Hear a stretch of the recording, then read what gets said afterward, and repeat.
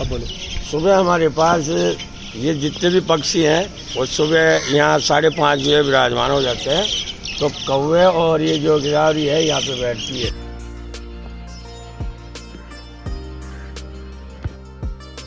रामघाट नारायण सागर जलोई कालवाड़ से तकरीबन 4 किलोमीटर उत्तर में जलोई पहाड़ी की तलहटी एवं प्राचीन बांडी नदी के तट पर स्थित है प्राचीन रामघाट। कहते हैं जब बांडी नदी बहा करती थी तब यहाँ पर प्राचीन काल में आसपास के लोग अस्थि विसर्जन किया करते थे, जहाँ पर एक प्राचीन शिव मंदिर एवं बजरंगबली का मंदिर था। लेकिन समय बीतता गया तो ये मंदिर जर्जर हो गए। क्षेत्रवासियों की जागरूकता एवं लगन से यह पिछले 3 सालों में इसका जीर्णोद्धार करके आज यह रामघाट धीरे धीरे बहुत प्रसिद्ध हो रहा है। रामघाट में ही संत कालूदास जी महाराज ने 22 अप्रैल से 30 मई तक 40 दिन तक अग्नि तपस्या की थी। रामघाट आज आसपास के ही नहीं दूर दराज के लोगों के भी आस्था का केंद्र बन चुका है, जहां पर मनुष्य तो आते ही हैं, भक्तजन तो आते ही हैं, साथ में पशु पक्षी भी आने लगे हैं।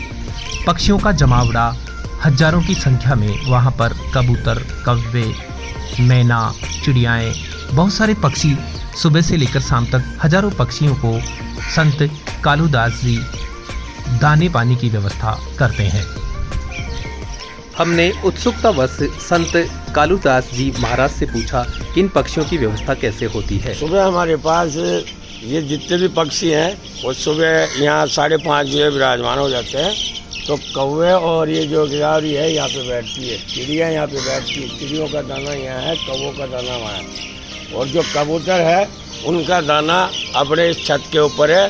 कबूतर छत के ऊपर बैठ जाएंगे, कौवे इधर बैठ जाएंगे और जो चिड़िया है वो यहाँ बैठ जाएगी। इनको सुबह से लेकर 11 बजे तक का दाना मिलता है।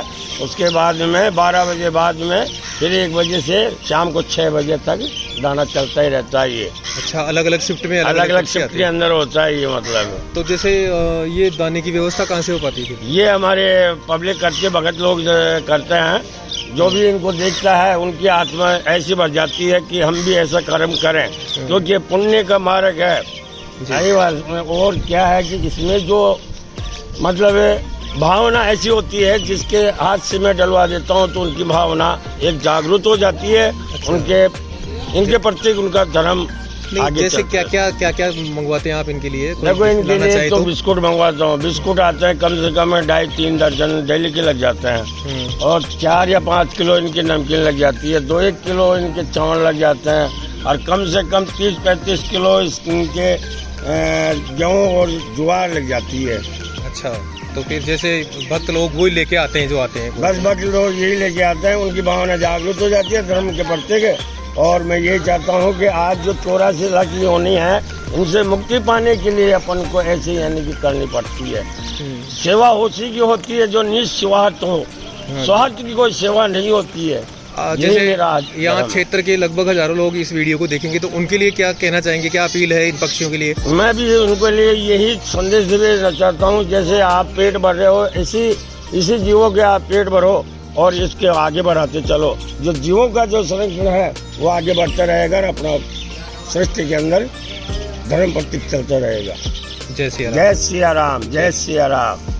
आप लोग भी इन पक्षियों के दाने पानी की व्यवस्था एवं इनके घर घोंसलों की व्यवस्था में सहयोग देना चाहते हैं तो कृपया 97 84 65 65 59 नंबरों पे कॉल करें। आप यकीन करें आपके पाई इन पक्षियों के काम आएगा, क्योंकि पक्षियों की तादाद अत्यधिक होने की वजह से अब संत कालूदास महाराज जी को समस्या आती है। जय सिया राम।